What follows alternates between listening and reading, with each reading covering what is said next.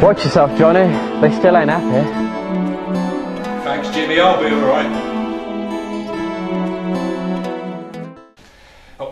I'm Johnny Rudge, and I'm keeping out of the way for a bit. See, there's trouble brewing, and in a way, I'm one of the fellas that started it. You see, I'm a London cabbie, and this is my cab. Well, I say it's my cab, it belongs to the Earl of Shrewsbury. He's got over 200 of them here in London, with over 350 horses. He's the biggest owner of hansom cabs in the city, and also in Paris, so I'm told. So he's very influential when it comes to the cabbieing. I love my hansom cab. The London gondolas, that's what they call them. They are popular because they are light and fast, easy to handle around town. Only needs one horse to pull it, sees. It makes it cheaper to run and cheaper to hire.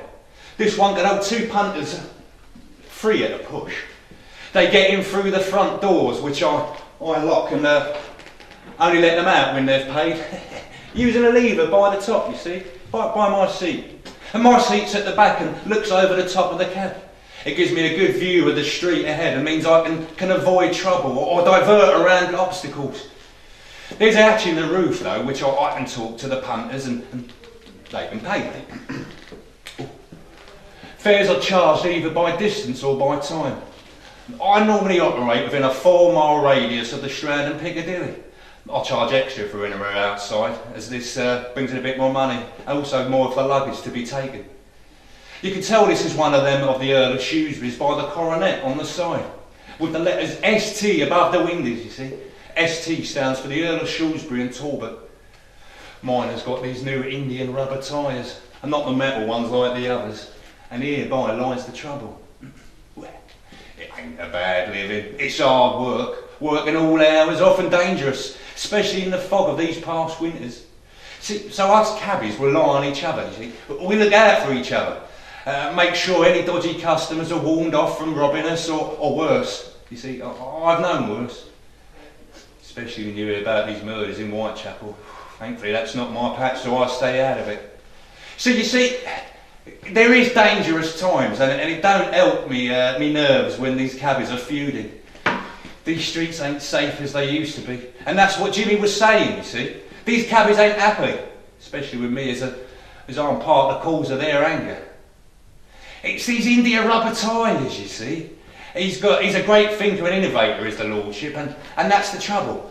He goes around making changes, so he puts rubber tyres on all the cabs, which are quieter on the streets, and also give the punters a better ride. Less shaking and rattling of the bones. Much easier on the derrieres, if you know what I mean. So they're very popular amongst the paying public and the gentry whose streets we have to pass through of all hours. It's good for business, and we're doing all right by it. But it ain't good for the other cabbies, them that still use these old metal tyres. They're being forced to put on the rubber ones, which they can buy from, the Shrewsbury and Talbot Cab and Noiseless Tyre Company, yeah. You guessed it, that's his lordship's own company. You see, the other cab proprietors say he's ruined the cab trade, and to make things worse, now they have to put on these rubber tyres, and the law says that they can't raise their prices to cover the costs. So they have a grudge with the lordship and anyone who works for him, and that includes his cabbies, because their livelihoods are under threat. My brother Eddie's one of them. He could lose his cab, as the companies will sell some of them to pay for the tyres for the rest of the cabs. And they ain't happy about it. I'm right in the middle of it, me. Things can get very nasty. There ain't been no fisticuffs yet, not that I know of, but the language is pretty ripe, and his lordship cabbies ain't welcome in some of their pubs.